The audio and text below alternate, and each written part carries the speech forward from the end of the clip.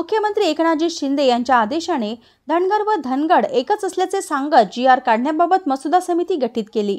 या निर्णयाला आदिवासी समाजाकडून प्रखर विरोध केला आहे।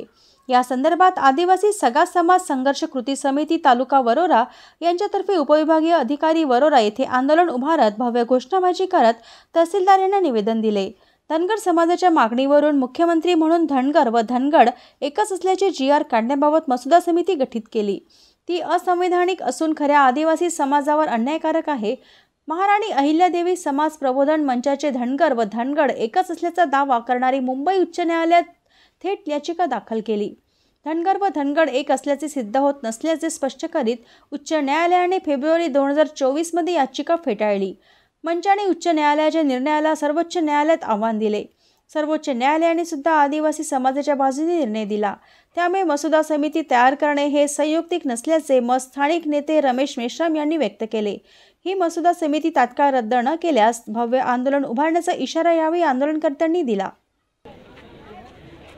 धनगर समाजाने धनगर आणि धनगड हे एकच असल्याचं आणि त्यामुळे आमच्या धनगर समाजाला आदिवासीमध्ये समाविष्ट करण्यासंदर्भामध्ये त्यांनी आंदोलने उभारले, त्या उपोषणाला बसले। त्या उपोषणाला त्यांनी महाराष्ट्राचे मुख्यमंत्री एकनाथजी शिंदे यांनी भेट देऊन त्यांना आश्वासन दिलं की धनगर धनगड हे एकच आहे।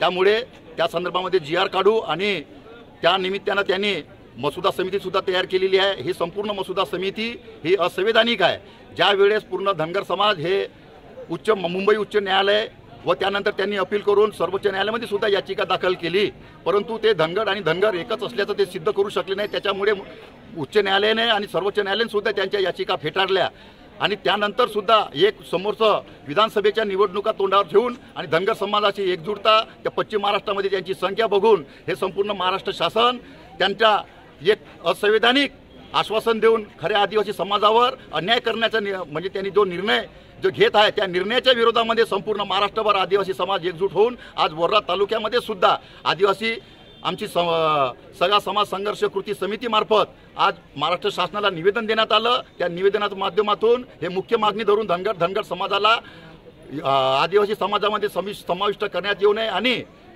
जे नेमलेली जे गठीत केलेली जी समिती आहे ती तात्काळ रद्द करण्यात यावी।